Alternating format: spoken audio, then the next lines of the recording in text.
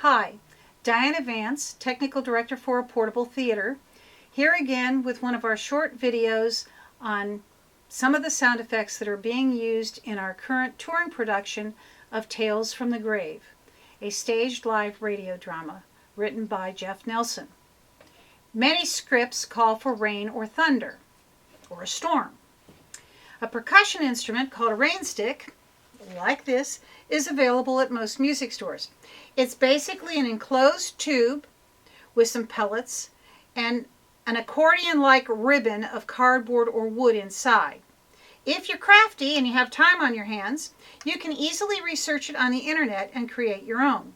But if you need something that's a little more durable and you need it fast, you can buy them for around $30 at your local music stores. How much you tip the rain stick determines whether you create a gentle rain or a downpour.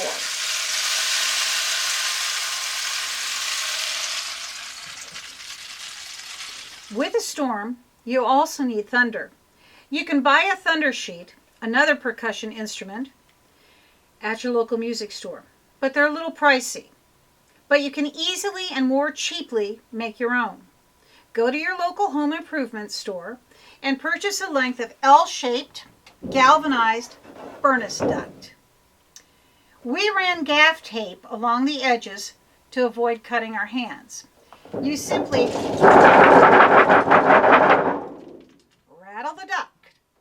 How much you move the duct and how long you rattle the duct varies the thunderstorm. In order to create really great storm effects, it'll take two actors. It's pretty amusing to basically watch them rain on themselves as they deliver their lines. One doing the rain, the other doing the thunder. Stay tuned. We have another video coming up soon.